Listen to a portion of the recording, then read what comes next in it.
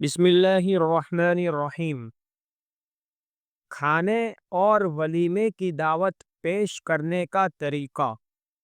سوال: آج کے زمانے میں دعوت دینے کے ظاہری طریقے جیسے روبرو، کارڈ سے یا گھر جا کر دینا پر لوگ بہت زور دیتے ہیں، اور اگر کوئی اس رسم کو نہ اپنائے تو ناراضگی ظاہر کرتے ہیں۔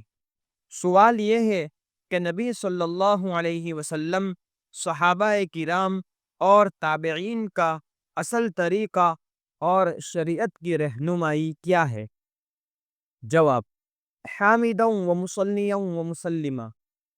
اسلام نے دعوت کے طریقے کو رسم نہیں بلکہ نیت کا معاملہ قرار دیا ہے، یعنی اصل چیز اخلاص، محبت اور خیر خواہی ہے۔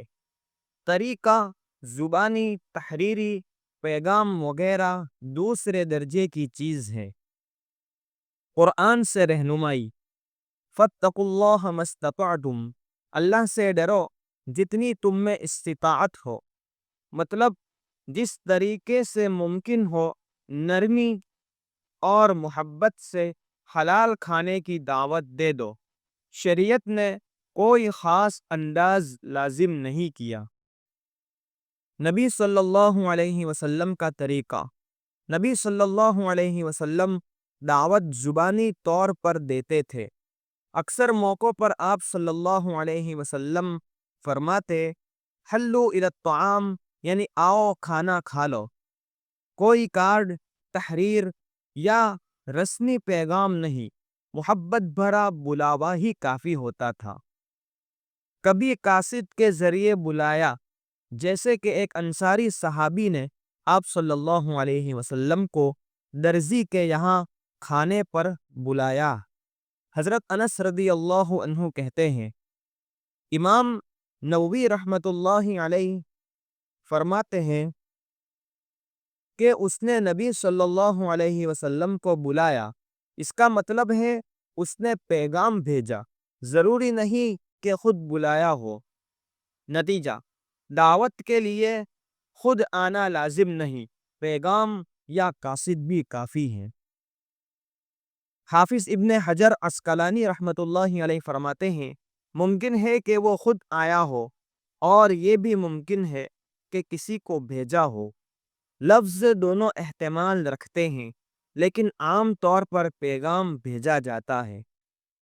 نتیجہ: محدثین کے نزدیک غالب احتمال یہی ہے کہ پیغام بھیجا گیا تھا، خود آنے کا ذکر نہیں۔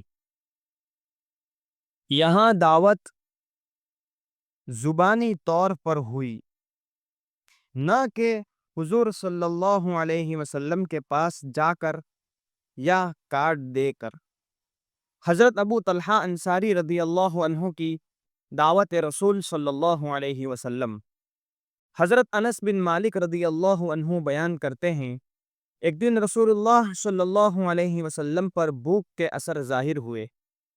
یہ خبر حضرت ابو طلحہ رضی اللہ عنہ کو ملی، جو انس رضی اللہ عنہ کے والد تھے، تو انہوں نے اپنی زوجہ ام سلیم رضی اللہ عنہا سے کہا، رسول اللہ صلی اللہ علیہ وسلم کے لیے کچھ کھانا تیار کرو، میں دیکھتا ہوں کہ ان پر بھوک کے اثر ہیں۔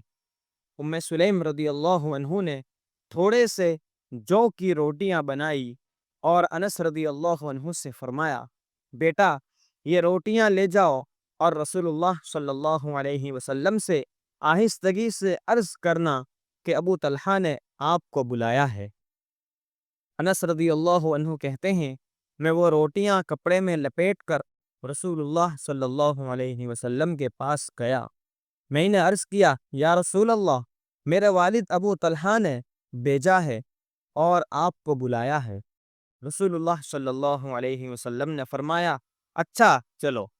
پھر آپ صلی اللہ علیہ وسلم نے چند صحابہ سے فرمایا، اٹھو سب لوگ آپ صلی اللہ علیہ وسلم کے ساتھ چل پڑے۔ اس واقعے میں بھی ہم دیکھتے ہیں کہ ابو طلحہ رضی اللہ عنہ کے پیغام پر رسول اللہ صلی اللہ علیہ وسلم اور صحابہ رضی اللہ عنہم حضور کے ساتھ ہو گئے۔ صحابہ نے یہ نہیں کہا کہ ہمیں تو پیغام نہیں ملا، ان میں بزرگوں کی بات میں ماننے کا جذبہ اور سادگی تھی۔ صحابہ کرام رضی اللہ عنہم کا طرز عمل، وہ سادگی سے بلاتے تھے، کبھی مسجد یا راستے میں کہتے تھے آؤ میرے ساتھ کھانا کھا لو۔ ایک مرتبہ امام حسن رضی اللہ عنہ کچھ فقراء اور مساکین کے پاس سے گزرے، ان لوگوں نے روٹی کے ٹکڑے ریت پر بچھا رکھے تھے۔ ایک فقیر نے کہا اے نواسائے رسول، ہمارے ساتھ کھانا کھا لو۔ آپ کھچر سے اتر آئے اور فرمایا اللہ تعالیٰ متکبرین کو پسند نہیں کرتا۔ آپ نے ان کے ساتھ کھانا کھایا، پھر فرمایا میں نے تمہاری دعوت قبول کی، اب تم میری دعوت قبول کرو۔ وہ لوگ آپ کے گھر آئے، آپ نے ان کی خدمت کی، بہترین کھانا کھلایا اور خود بھی ان کے پاس بیٹھ کر کھایا۔ تابعین اور فقہائے کرام کا ائمہ اربعہ امام ابو حنیفہ، امام مالک، امام شافعی، امام احمد رحمۃ اللہ علیہم سب متحد ہیں۔ دعوت کا مقصد اطلاع دینا ہے، نہ کہ خاص انداز سے بلانا۔ موجودہ رسم کا حکم، شریعت کے مطابق روبرو، فون، پیغام یا کارڈ سب جائز طریقے ہیں۔ کسی ایک کو لازم یا شرعی معیار سمجھنا بدعت عرفیہ یعنی غیر شرعی رسم ہے۔ اگر کوئی کہے جب تک گھر آ کر نہ بلائے ہم نہیں جائیں گے، تو یہ غرور اور تکلف ہے جو نبی صلی اللہ علیہ وسلم کے طریقے کے خلاف ہے۔ واللہ اعلم بالصواب۔ مفتی عمران اسماعیل میمن حنفی، استاد دارالعلوم رامپورہ سورت، گجرات، انڈیا۔ اس جیسے مسائل کو حاصل کرنے کے لیے ہمارے اس چینل کو سبسکرائب کریں اور زیادہ سے زیادہ لوگوں کو شیئر کریں۔ السلام علیکم ورحمۃ اللہ وبرکاتہ۔